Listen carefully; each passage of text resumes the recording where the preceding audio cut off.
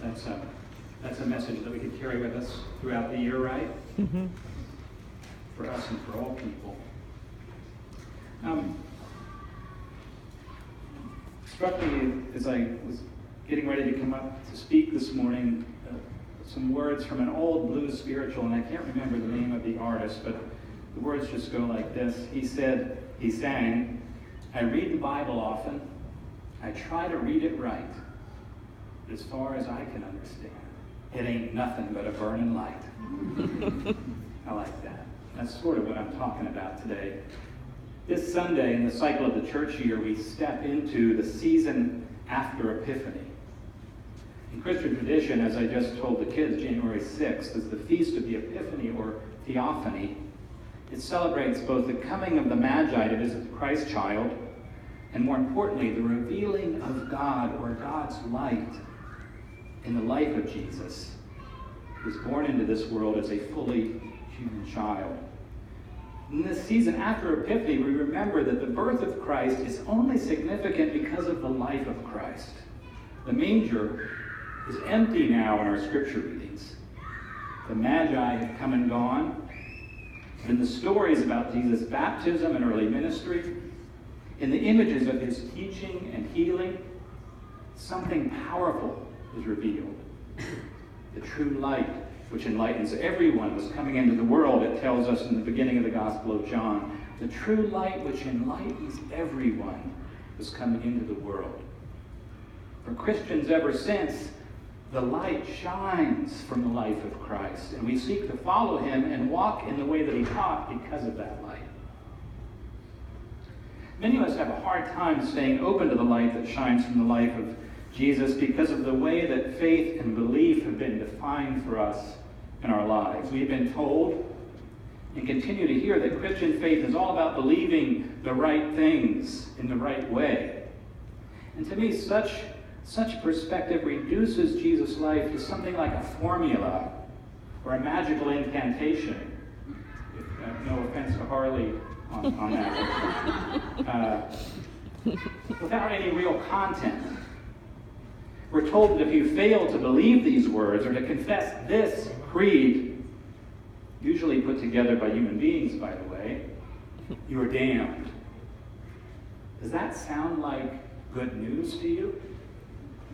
If, however, you believe these words or confess this creed, you are saved, whether or not you feel it or understand it or even changed by your belief in any significant way. Does that feel like the light that enlightens everyone coming into the world? Does it look like what we see happening in the dynamic stories about Jesus' life and ministry, where the sick are healed, outsiders welcomed, religious traditions challenged, and people inspired to completely change the direction of their lives? Such a rigid, formulaic approach to faith works well for some people. I realize that. But to me, it misunderstands the very nature of religious experience and misses the point of the good news of the gospel, in which the light of God's love is revealed in a life-changing way.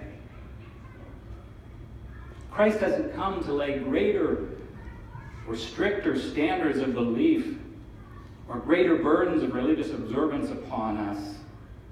Come to me, all you who are weary and burdened, he says in Matthew, and I will give you rest, for my yoke is easy and my burden is light.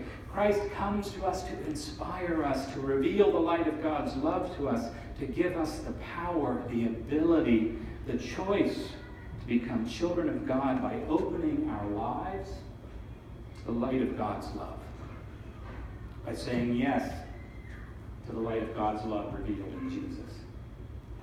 As I see it, and as our tradition sees it, Christian faith at its best isn't creedal. We respect the creeds as historic statements of faith of the Christian church. We look to them for wisdom and for the roots of our faith. But in our tradition, we don't see faith as essentially creedal but epiphanal. It doesn't dictate truth, but reveals it. It doesn't prescribe belief, but inspires it. It doesn't condemn our lives, it changes them. The Christian theologian Paul Tillich once said, "The concept of faith has lost its genuine meaning and has received the connotation of belief in something unbelievable." So if you believe something unbelievable, you've got strong faith. That, the more unbelievable it is, the stronger your faith is. Faith isn't an opinion, he said, but a state. It is the state of being grasped by the power of being which transcends everything that is and in which everything that is participates. Faith is not an opinion, an intellectual thing to attend to. It's a state of being grasped, of allowing our lives, I think, is what he's saying, to be open to the power of being, to the power of God, which transcends everything that is and in which everything that is participates. It's about opening our lives and hearts to that power. This is also the kind of faith you see in our scriptures, I think, over and over again in the Bible. Life-changing faith is epiphanous faith. It is an experience of seeing something, knowing something, recognizing something as if for the first time. Think about it in the image of Moses encountering God in a burning bush and hearing a call to change the direction of his life out of that experience. Or when Jesus comes up out of the waters of the Jordan in today's reading, hearing a voice saying, "This is my beloved child," and in one of the Gospels it says, "Listen to him." In the New Testament, Jesus heals those who come to him without demanding specific belief in him, but accepting their open-hearted trust in the power of God. Your faith, he says, your trust in God, he says, has made you well. In the Gospel of John, a man who is healed tells the authorities, "I don't know whether this Jesus is a sinner or not. I don't know. One thing I do know, that though I was blind, now I see." The experience of having new sight. Then there's Peter, who's quoted in today's readings.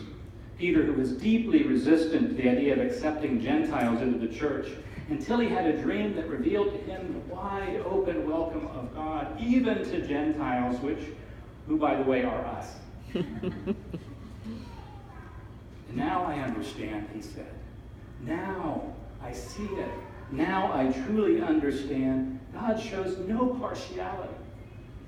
But in every nation, anyone who lives with awe toward God and does what is right is acceptable to God." Anyone who lives with awe toward God and does what is right is acceptable to God. Over and over again in the Bible and in our lives, life-changing faith is epiphanous faith. Far more than mere belief, it is an experience of seeing something, knowing something, recognizing something as if for the first time. What does this mean for our lives? William Sloane Coffin took Tillich's words and said them in a slightly different way. He said, "Faith for us is not believing without proof, but trusting without reservation. It is allowing our lives," he said, "to be grasped by the power of love." Faith is recognizing that what makes God is infinite mercy, not infinite control. Seeing things in a new way. What makes God is infinite mercy, not infinite control. Not power, but love unending. So the chief task for us as we enter a new, and for many of us, a troubling year, is to not lose faith, I think. To not despair and shut down in the face of all the challenges of our lives and our world. Faith that is formulaic may have little to say to us in these days, but that's not the kind of faith we're called to embrace. Faith is recognizing that if at Christmas, William Sloane Coffin said, if at Christmas Jesus became like us, it was so that we might become more like him. Faith is allowing our lives to be grasped by the power of the same love that we see present in Christ's life. No doubt there are many tasks and challenges ahead for us in the coming year in both our personal lives and in the life of our world. But our first task is simply to strive to keep our hearts and minds open to the love of God that shines in the life of Christ, to live our lives open to that love, and to be ready to respond when that love calls. May the church hear what the Spirit is saying.